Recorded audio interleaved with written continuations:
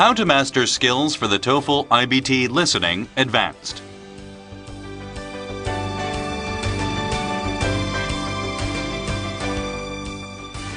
Unit 7. Connecting Contact.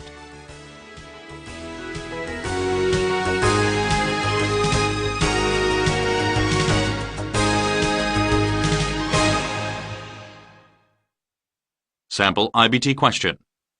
Listen to part of a conversation between a student and a school office clerk. Hi, Mr. Jones. I was wondering if I could speak to you for a moment. Certainly, Bobby. What seems to be the trouble? Well, I really like my classes and everything, but I'm having some trouble with my roommate. The problem is that we have completely different schedules. I like to go to bed early and then get up in the morning to do my studying. My roommate likes to stay up late and then sleep through the morning. This wouldn't be too much of a problem if he were quiet when I am trying to sleep, but at night he likes to play loud music and talk on the telephone. I try to be as patient as possible with him, but when the shoe is on the other foot, he is not as understanding. For example, one night I invited a few of my friends over so we could work on a project. My roommate got upset when they wouldn't leave by 11 in the evening, but then the very next night he invited his friends over, and they stayed up talking until 2 a.m. I just want to live with someone who keeps the same schedule as me. Question. What can be inferred about the student's roommate?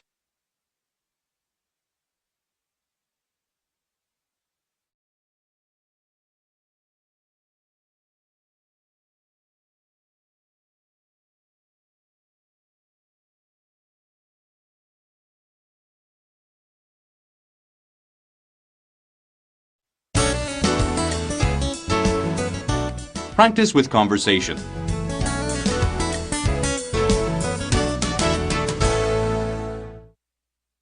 A. Listen to part of a conversation between a student and a professor. Hello, Professor Cronkite. I was just wondering if I could speak to you for a few minutes. Certainly, Patrick. What can I do for you? Well, I guess I had a little trouble understanding your lecture today when we were discussing mountaineering and the dangers of high-altitude sickness. Could you go over what causes high-altitude sickness again, if it's not too much trouble? Of course, Patrick. It's no trouble at all. Let me start at the beginning so there's no confusion. First of all, high-altitude sickness refers to an illness that can occur in people when they travel above a certain number of feet, say if they are driving a car up a steep mountain, mountain climbing, or flying in an airplane. Was that part of the lecture clear this morning? Oh yes, I only started getting confused when you began discussing the chemistry behind it and what happens inside the body. Okay. So, what causes high-altitude sickness is the lack of oxygen in the atmosphere the higher you ascend. The concentration of oxygen in the air that most people are used to is around 21%, and the barometric air pressure is around 760 millimeters Hg.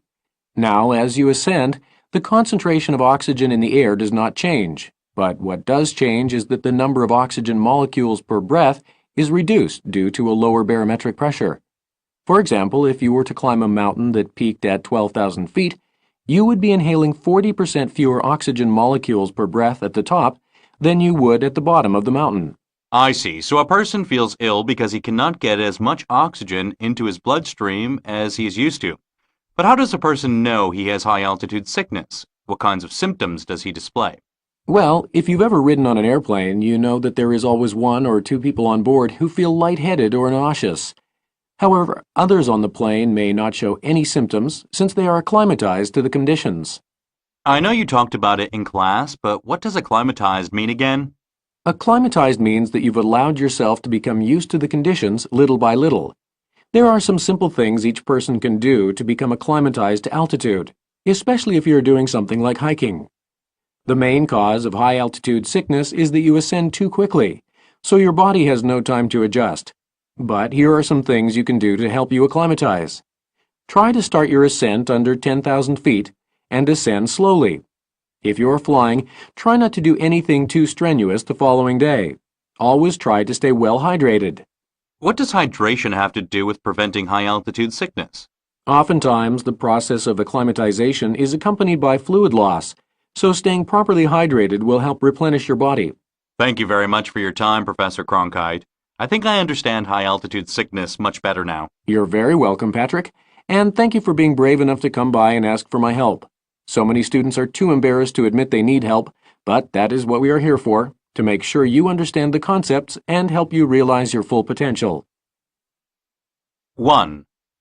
What does the professor imply about ascending too quickly?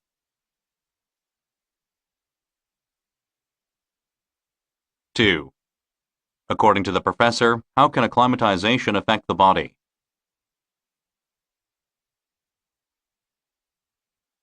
3. Listen again to part of the conversation, then answer the question. What does the professor imply when he says this? Of course, Patrick, it's no trouble at all. Let me start at the beginning so there is no confusion.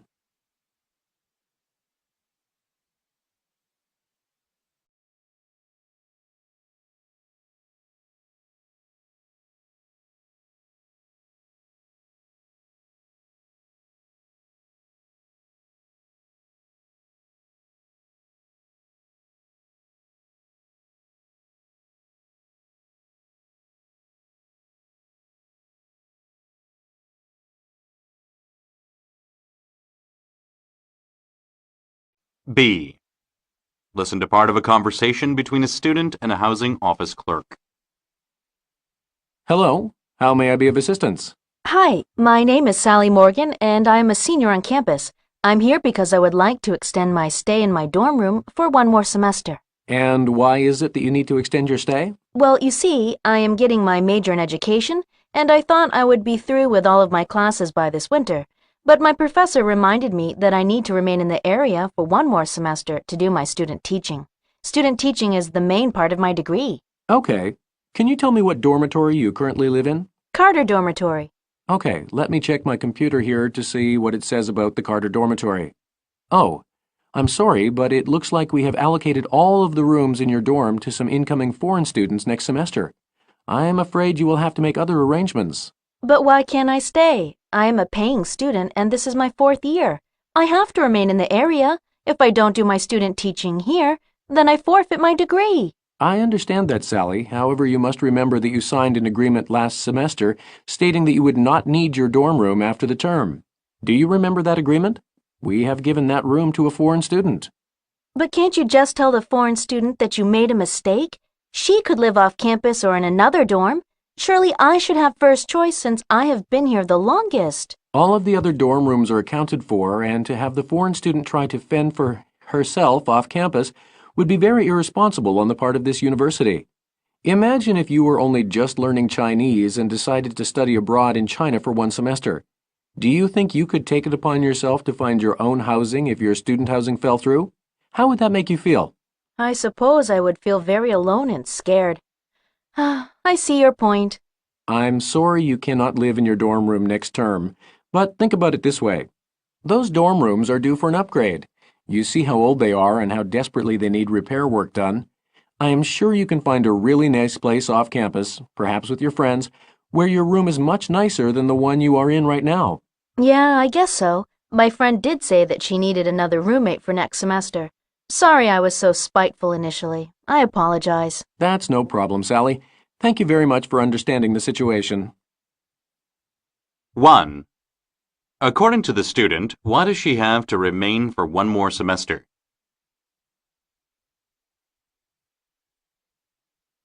2.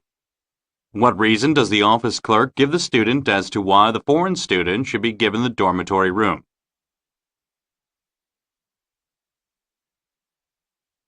3. What can be inferred about incoming foreign students?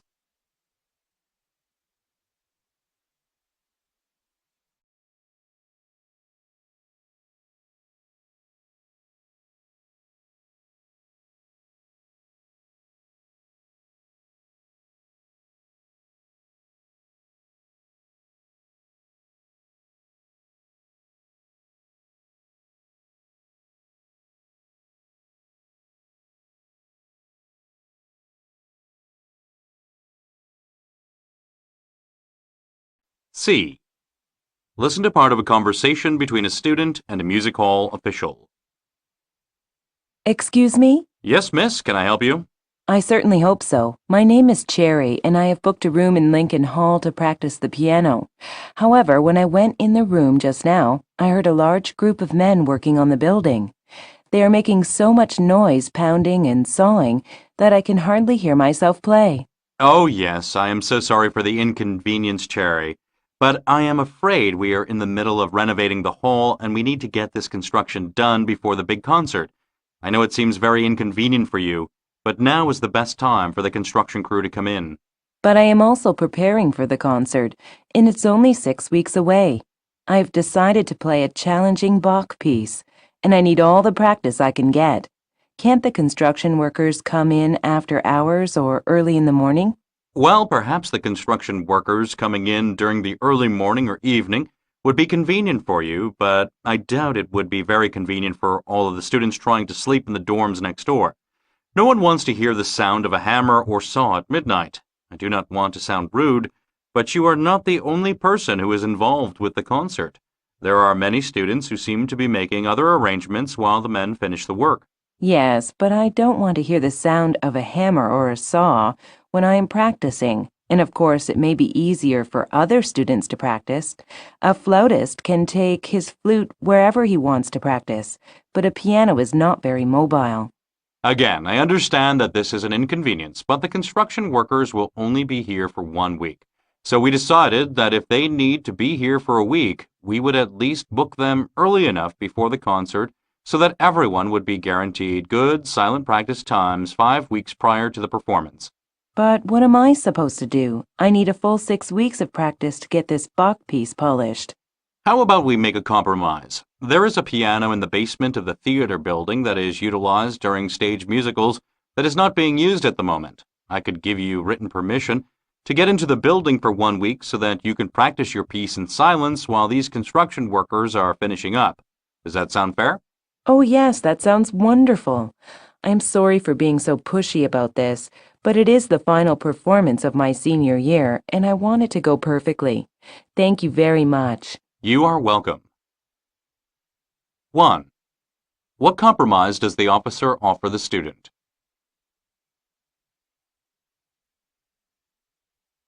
2.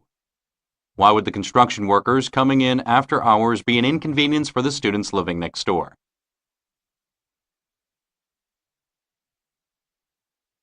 3. At first, what is the attitude of the officer towards the student?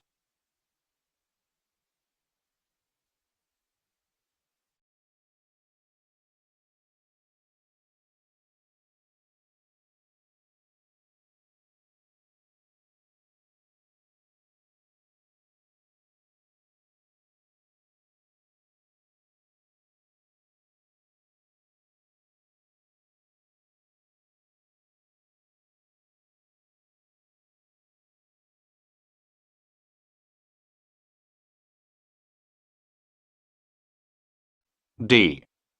Listen to part of a conversation between a student and a student office clerk. Excuse me, but can I ask you a question? Yes, what can I do for you? My name is Charlie Myers. I applied to go on the ecology field trip to Inglewood Forest next week, but for some reason my application was denied and returned to me in the mail. I can't seem to figure out why it would be denied, as I should have preferential admissions for this trip, since I am in the class. I was just wondering if you knew why I was denied. Yes, Charlie Myers. When I look into your file, it says here that you applied to go on this same field trip last term but did not go. Is this information correct? Yes, that is correct. I signed up to go on the field trip last term but came down with a bad case of the flu. I was too sick to make the trip that day. It took me 1 week to get over my illness, and that excluded any possibility to go to Inglewood. Did you call the office to let anyone know you were sick? Or did you cancel your application? Did you let your professor know so that he could delete your entry for the trip? No, I'm afraid I didn't. I asked a friend to cancel my application for me, but he forgot. I was also going to call myself, but I lost my voice due to my illness. That is too bad. I am so sorry you came down with the flu, but I'm afraid that, due to the popularity of this field trip, the science office has a policy that you must call and cancel your application if you cannot attend. The waiting list is always long for this trip, and had you called, we could have filled your spot. I'm afraid that because you did not call, you've now forfeited your chance to attend the field trip. It's the office policy. But this field trip is a crucial part of my major. If I don't go on it, I won't graduate. You must be able to let me go. I'm sorry, Charlie, but you should have read the application more closely. The only consolation I can offer is that there are generally 1 or 2 students like yourself that cannot make the trip for whatever reason. On the morning of the field trip, wait at the bus stop, and if a student does not show up, you can fill that vacancy. I would suggest that you get up early, however, as the vacancies are filled on a first-come, first-served basis, so you'll want to make sure that you are first in line. Okay, if this is the only way, then I'll do it. But I'm going to make sure I am first in line. That sounds like a good idea, Charlie. Sorry I cannot do more. 1. What is the likely outcome of failing to attend a school field trip without calling to cancel?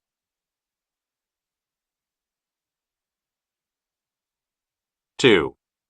Why was it important that the student called to let the science office know that he could not make the trip?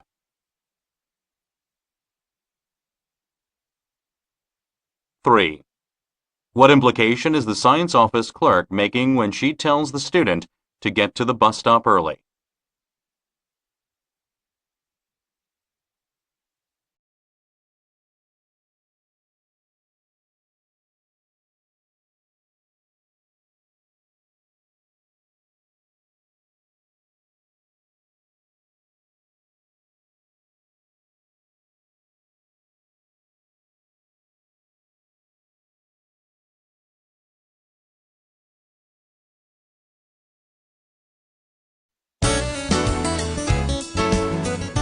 Practice with lectures.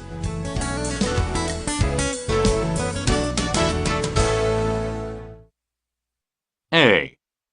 Listen to part of a lecture in a psychology class. Good morning, class.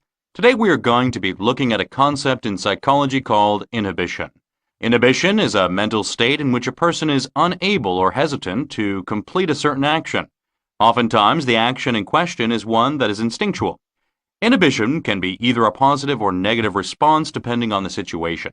For example, a housefly, seeing food on the other side of a window pane, will repeatedly bash itself against the window in an effort to try to reach the food. Because the fly has no higher form of intellect, it cannot exercise inhibition.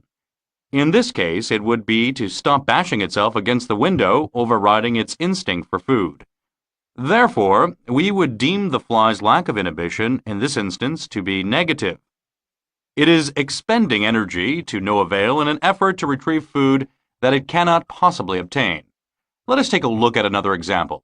A young boy is so fascinated and unafraid of fire that he tries to enter a burning building. Now, most people have a healthy relationship with fire, using it responsibly for everything from warmth to preparing food. But when a fire rages out of control, our instinct tells us not to approach it since it could burn or possibly even kill us. In the case of the little boy, his lack of inhibition means that his brain does not send a signal to his body to avoid danger or possibly injury. If the little boy learns how to exert some inhibition over the situation, perhaps he would make a good firefighter in the future. But until he learns how to do this, his lack of inhibition for fire may mean that he will perish before he reaches adulthood. Now, we all know that our natural instinct to do one thing or another is sometimes very hard to control. Just like the fly, we too as human beings have a strong instinct to consume food so that we do not starve to death. However, because of our higher state of thinking, we realize that if a glass door separates us from our food, bashing ourselves against the door will not help solve the problem. Our minds must inhibit ourselves long enough to delay our gratification for the food whilst we figure out how to open the door. In this way, our inhibition helps solve problems. However, just like a total lack of inhibition is not always a good thing, too much inhibition can often be detrimental to a situation. Let us take the case of little Sally, who is starting school for the very first time. Sally is so shy or inhibited that she is afraid to speak to her teacher or to any of her peers on the first day of school and cries until her mother comes to pick her up. Sally's inhibition means that she does not make any new friends on the first day of school. Sally also does not allow her teacher, a trustworthy and helpful adult, to comfort her or introduce her to her new classmates or ideas. In this instance, little Sally's inhibition does not help her solve the problem of meeting new people. Okay, now let's change the scenario for little Sally. Say she was on the playground bouncing a ball, and the ball rolled into the street. Sally's instinct would be immediately to race out into the street to retrieve the ball, but now her inhibition is a good thing, as her mind tells her body to pause long enough to wait and watch for passing cars. Let us take the situation one step further. Sally stopped and watched for cars, and now she is crossing the street to retrieve her ball. On the sidewalk stands an older man who asks Sally if she would like to go for a ride in his car. Sally has never seen this man before. He is a stranger. Because she is so shy, Sally runs from the man back to the playground. Sally's shyness and inhibition that was seen negatively inside the classroom is now viewed as something positive, since it means she did not approach the stranger and get into his car with him. 1.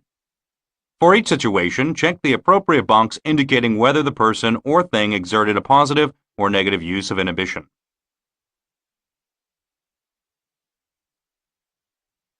2.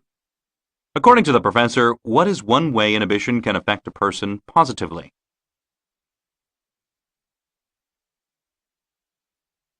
3. What does the professor imply about inhibition?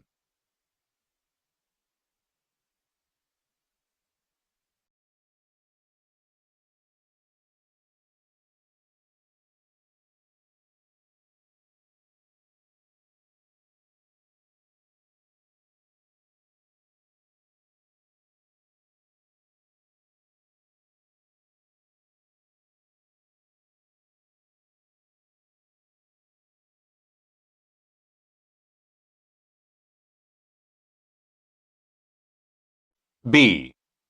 Listen to part of a lecture in a zoology class. This afternoon, we are going to talk about one of the largest mammals on Earth, which just so happens to live in the ocean. Does anyone know what mammal I am talking about? A whale? Yes, a whale. And during today's discussion, we are going to focus not only on the different types of whales and their body structures, but we will also discuss whale migration and intelligence. Can anyone here name a type of whale and then tell us about one of its distinct features? There is the humpbacked whale, and they are called that because, well, they have a hump on their back. Good. The distinguishing feature of a humpback whale is pretty self-evident in its name, isn't it? Another type of whale is the blue whale, which happens to be the largest living animal in the world.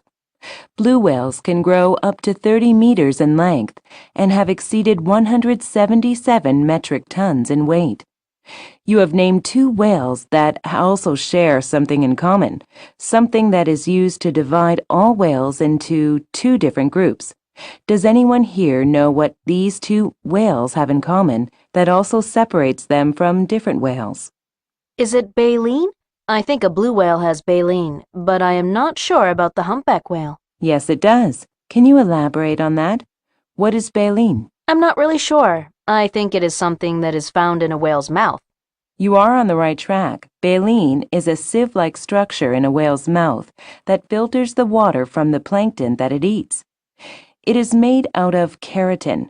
Non-baleen whales, such as the sperm whale, are known as toothed whales because they have teeth, and so they feed on larger creatures such as fish or squid. Can you name some more toothed whales?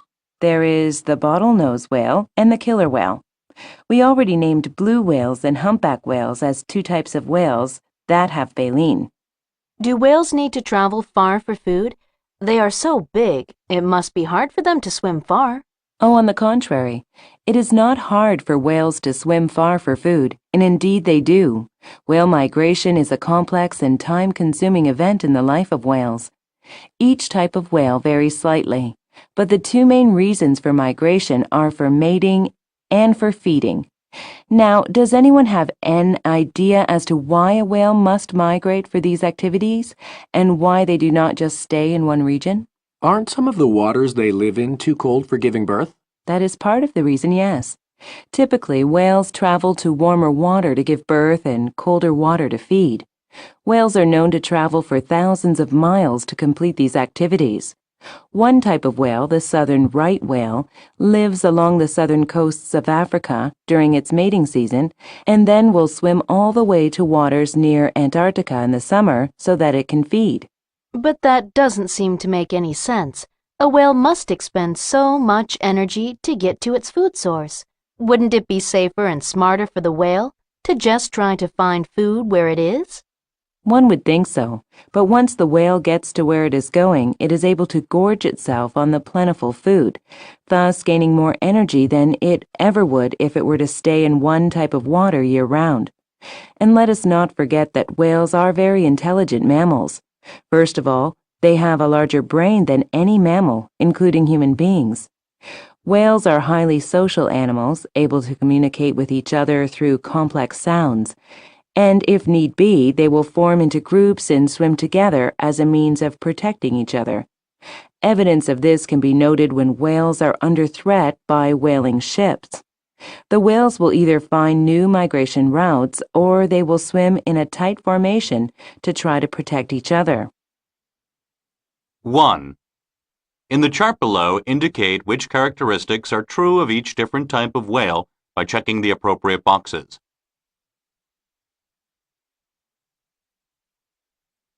2. Why do whales migrate to warmer waters?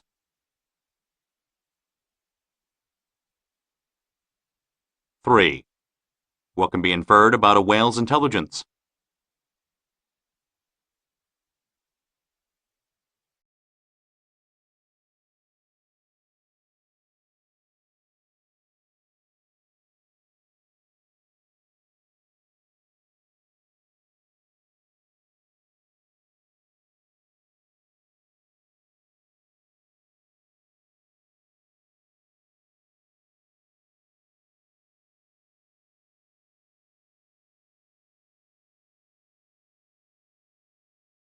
C. Listen to part of a lecture in a culture class. This morning I'm going to be giving a lecture on the differences in the origins of two American landmarks, Mount Rushmore and the Statue of Liberty. To start off, let's talk about Mount Rushmore. Mount Rushmore is a national memorial located in South Dakota. The monument represents the first 150 years of the American presidency and is comprised of 60-foot-tall sculptures of 4 United States presidents: George Washington, Thomas Jefferson, Theodore Roosevelt, and Abraham Lincoln. One interesting fact about Mount Rushmore is that it was originally known to the Lakota tribe of Native Americans as Six Grandfathers. At that time, the most notable point of the Black Hills was Harney Peak, the highest mountain in the range. It wasn't long, however, before American settlers eventually moved through and into the area, and that time giving Harney Peak a succession of names: Cougar Mountain, Sugarloaf Mountain, Slaughterhouse Mountain, and Keystone Cliffs. In 1885, the peak was renamed Mount Rushmore after a New York lawyer who was representing a mining company in the Black Hills area. Looking to increase tourism into the Black Hills area in 1923, the historian Doane Robinson conceived of the idea of chiseling the visages of different United States presidents into the granite hillsides. The following year, Robinson was able to persuade the sculptor Gutzon Borglum to complete the task. It took Borglum and a group of 400 other workers over 14 years, from October 4, 1927 to October 31, 1941, to complete the sculptures on Mount Rushmore. Mount Rushmore became part of the National Park Service in 1933, with the total cost of the project very nearly reaching $1 billion. Remarkably, no workers died during the project, despite some very precarious working situations. The second monument I'd like to discuss is the Statue of Liberty. This monument, also known as Liberty Enlightening the World, is a statue of a woman dressed in a robe and wearing a crown while holding a stone tablet in her left hand and a flaming torch in her right hand that was given to the United States by the Parisian-based Franco-American Union in 1885. The statue was given to the United States by the French as a gesture of friendship and goodwill between the two nations. The Statue of Liberty stands on Liberty Island in New York Harbor as a welcome to all visitors and immigrants and returning Americans. If anyone has ever seen this monument, it is a welcoming sight to behold. The statue is made of pure copper, with the exception of the torch flame, which has a coating of gold leaf. Etched on the tablet that the woman is holding is the text July IV MDCCLXXVI, which was the date of the United States Declaration of Independence, July 4, 1776. The Statue of Liberty was constructed by two Frenchmen, The sculptor Frederick August Bartholdi and the architect Alexandre Gustave Eiffel, who was also the designer of the Eiffel Tower. During July of 1884, the Statue of Liberty was completed in France and broken down into 350 pieces and crated so that it could be stacked onto the French frigate Isère and shipped to America. It arrived in New York Harbor on June 17, 1885. Reassembly took 4 months to complete, but finally, on October 28, 1886, the Statue of Liberty was dedicated by President Grover Cleveland. For the first 16 years that it stood in New York Harbor, the Statue of Liberty served as a lighthouse. Now the Statue of Liberty is one of the most recognizable American icons, and millions of tourists visit the monument each year. 1. What can be inferred about the Statue of Liberty?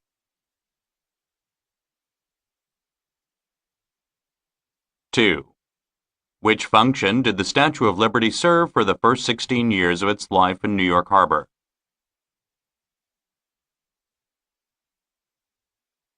3. How does the professor organize the information about American landmarks?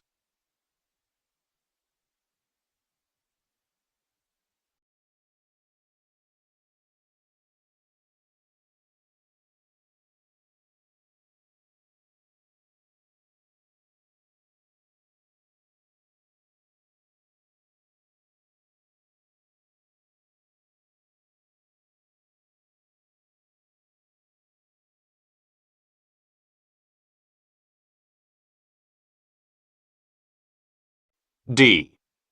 Listen to part of a lecture in a history class. Good morning, class. Today for our history lecture, we are going to be discussing the rise of tyranny that occurred in ancient Greece around the 7th century BC. A good way for us to begin is for someone to give us a definition of tyranny. Anyone? Doesn't tyranny refer to the unjust exercising of power by one ruler? Yes, good. This is the definition that we use nowadays. Harsh, isn't it?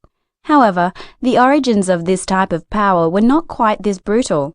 This form of government began in ancient Greece, when aristocrats found that they could gain power over others, first by securing the support of the poor people, either by giving them land or money, or even freeing them from slavery or prison.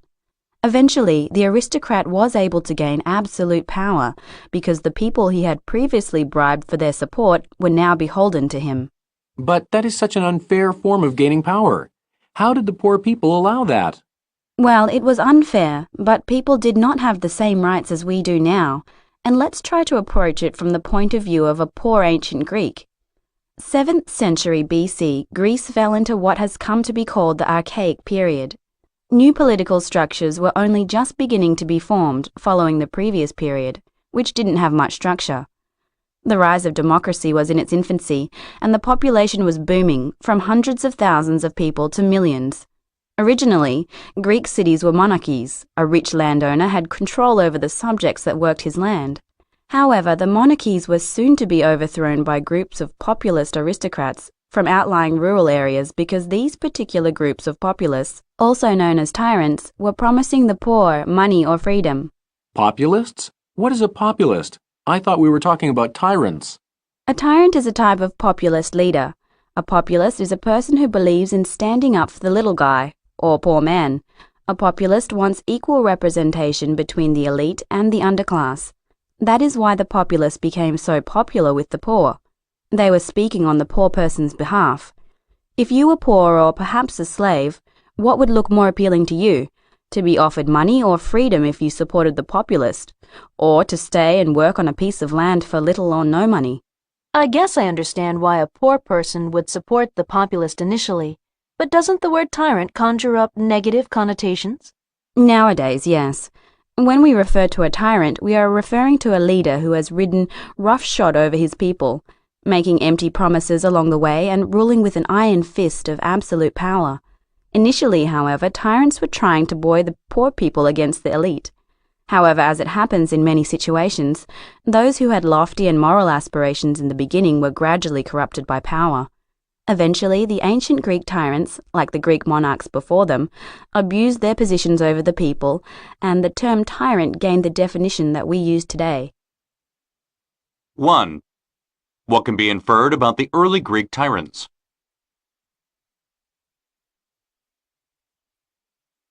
2. What resulted from the rise of tyranny in ancient Greece?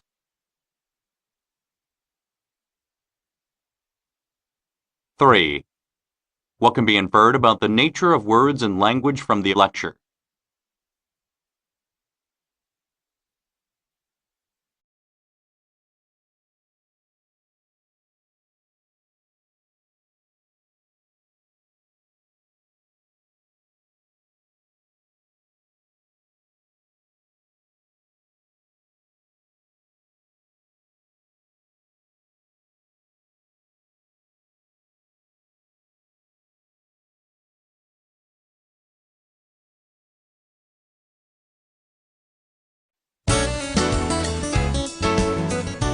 Integrated listening and speaking.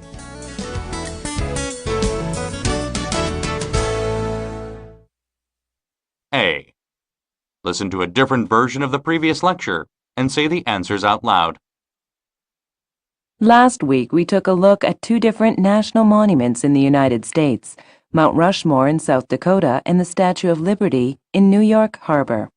The monument at Mount Rushmore is a giant sculpture of 4 United States presidents that is etched in the highest peak in the Black Hills mountain range. George Washington, Thomas Jefferson, Theodore Roosevelt, and Abraham Lincoln are the featured presidents. And the monument represents the first 150 years of the American presidency. The monument was first conceived as a way to lure tourists to the Black Hills. The monument was sculpted by a man named Gordon Borglum and 400 workers. It was completed in 1941. The Statue of Liberty is a monument of a woman wearing a robe and crown and holding a stone tablet and a flaming torch. It sits on a small island in New York Harbor. The Statue of Liberty was given as a gift of friendship to the Americans by the French in 1884. The designer of the Statue of Liberty was Alexander Gustave Eiffel, the man also responsible for designing the Eiffel Tower. 1. In what U.S. state is Mount Rushmore located?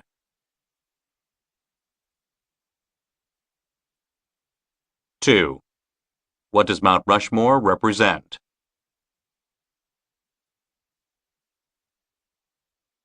3.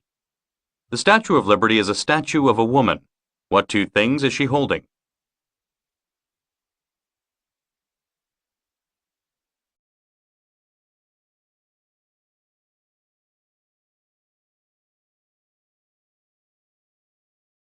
B. Listen to a different version of the previous lecture and say the answers out loud. During the last class period, I gave a lecture on the rise of tyranny in ancient Greece. We started the lecture by identifying today's definition of tyranny as the unjust exercising of power by one absolute ruler. The origin of tyranny, however, was not quite so harsh. The rise of tyranny came about in ancient Greece, when a certain group of aristocrats, known as populists, were unhappy with the way poor people were treated under monarchies. A populist is simply a person who advocates not just for the elite but also for the poor. He wants representation for all people. The tyrants gained the support of the poor and slaves by promising them money, freedom, or both. Initially, the tyrants ruled by the ethics they first believed in, but eventually the power they gained led to corruption and the bribery of poor people. Without fulfilling the early promises became commonplace. 1. How did tyrants gain the support of the poor or the slaves?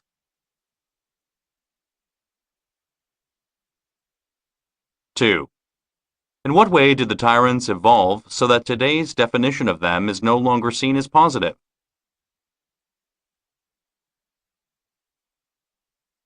3. Where did tyranny originate?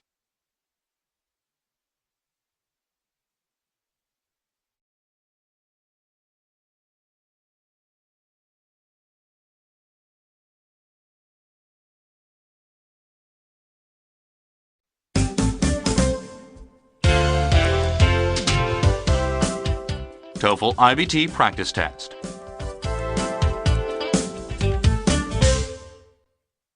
Listen to part of a conversation between students. Hi there, Mark. How are you? What are you doing here in the library? Hey, Nancy, good to see you. I'm doing fine. just in the library to pick up a few books for my English class. How are you? Oh, I'm good. I'm just here checking out some books for my art history project. Sounds like you have just as much work as I do. No kidding. It's been a very busy semester, and speaking of a busy semester, I don't think I've seen you in our communications class lately. Did you switch sections so that you could take it at a different time? Oh no, actually I dropped that class in favor of this new class that was being offered. It's called Interviewing, Preparing for Your Career. It's the best class I've ever taken. Really? Ugh, it sounds so dull. What kinds of things do you do in that class? Oh, it's not dull at all. In fact, it's been very exciting. It's a class that focuses purely on practicing for job interviews. We do a lot of role-playing. For instance, just last week, I got to pretend I was the CEO of a major company and interviewed two of my classmates.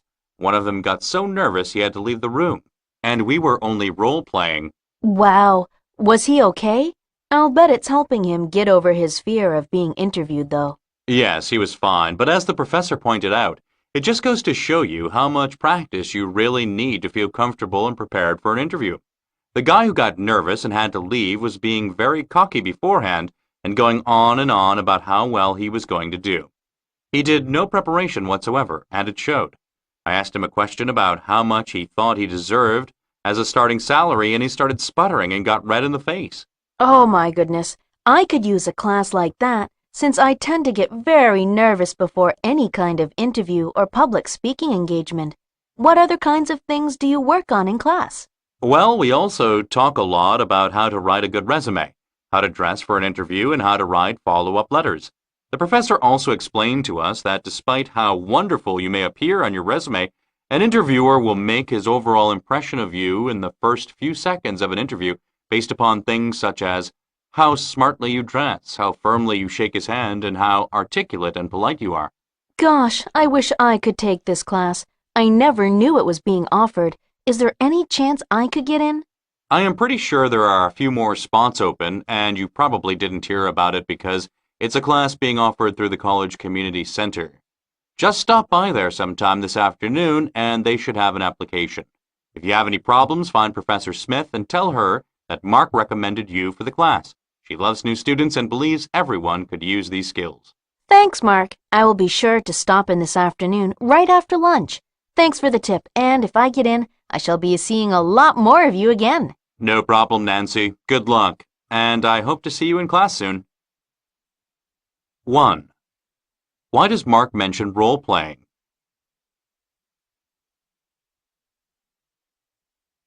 2.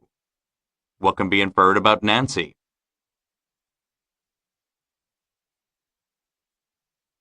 3. Listen again to part of the conversation, then answer the question.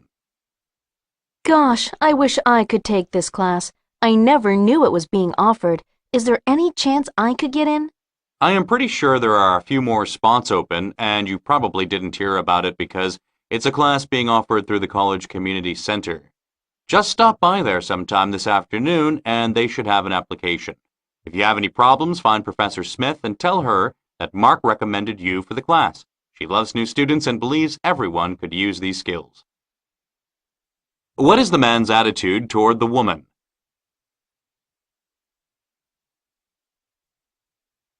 4. What will the woman probably do next?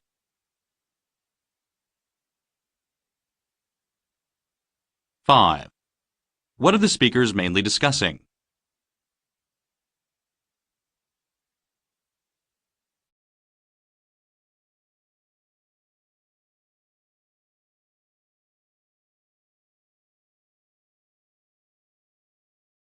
Listen to part of a lecture in an education class.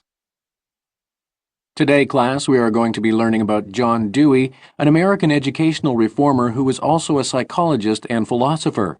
Has anyone here heard of John Dewey? I think I have. Wasn't he one of the men who supported the idea of progressive education? Yes, very good. We will get to that in today's lecture. But let's start with a little background. John Dewey was born during the late 18th century in the state of Vermont. He received his bachelor's degree from the University of Vermont and then went on to get his Ph.D. from the Krieger School of Arts and Sciences at Johns Hopkins University in Baltimore, Maryland. Starting in 1904, John Dewey taught philosophy at Columbia University. It was during these years that Dewey began forming his ideas about psychology and education. In his book Democracy and Education, John Dewey formalized his educational philosophy. Dewey believed that the development of the human mind was a communal process and that a person only became truly meaningful when they fully engaged within his or her society. John Dewey strongly believed that children should not be taught by rote, nor should they learn simply by having a teacher regurgitate facts. Dewey believed in the process we know as learning by doing. Can someone tell me what this means? Well, let's say you were teaching us a concept in chemistry. Learning by rote would mean that you would stand in front of us and perhaps read us something or write something about the concept on the board. John Dewey's way of teaching us the concept would be to have us actually do something in the laboratory, correct? That is a very good way of putting it. Yes, John Dewey believed in more of a hands-on approach to learning, and also in having the students be involved with the society they lived in. So the idea of field trips or talking to professionals outside of school would be something that he would also support. When was John Dewey spreading his ideas? Did many people accept his new approach to education? Excellent question. Dewey was continuously formulating his ideas in the early part of the 20th century, and initially his idea of progressive education was popular and widely accepted. During the 1950s, however, during the Cold War years, there was a slight reaction against progressive education, as many Americans felt that students in other parts of the world, namely the Soviet Union, were accelerating faster in the classrooms than Americans. In the post-Cold War period, Dewey's ideas re-emerged, and they have thrived in classrooms ever since. Can you elaborate on the concept of progressive education? What does that mean? Of course. Educational progressivism is the idea that because humans are social animals, we learn better if we are involved in real-life activities with other people. John Dewey had a 5-step approach to learning. First, become aware of the problem. Second, define the problem. Third, propose a hypothesis or set of propositions to solve the problem. Fourth, evaluate the consequences of the problem from one's past experience. And fifth, test the most likely solution. Hey, that sounds just like the step-by-step process we use in laboratory experiments. And well, it should, as this model of evaluating a problem is the one that is most widely used in classrooms. So, if you could summarize John Dewey's philosophy on education, what would it be? The main concept behind John Dewey's educational philosophy is that the most important part of learning is the broadening of the intellect and the strengthening of critical thinking and problem-solving skills, as opposed simply to memorizing facts from a book. For instance, if John Dewey were alive today, he might put it to us this way. Would you learn more about swimming if you were to read about some man's exploits of swimming in a book? Or would you learn more about swimming if you actually got into the water yourself? 1. According to John Dewey's philosophy, what would be the best way to learn how to make a pancake?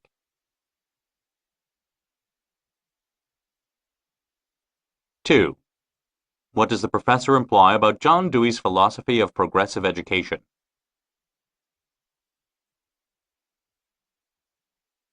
3.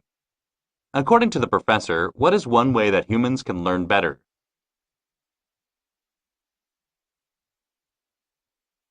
4. Listen again to part of the conversation, then answer the question. John Dewey had a 5-step approach to learning. First, become aware of the problem. Second, define the problem. Third, propose a hypothesis or set of propositions to solve the problem. Fourth, evaluate the consequences of the problem from one's past experience. And fifth, test the most likely solution. Hey, that sounds just like the step-by-step process we use in laboratory experiments.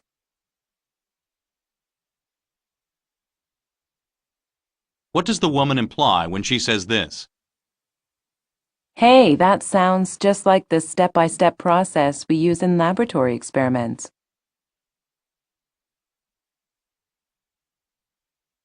5. What aspect of John Dewey does the professor mainly discuss?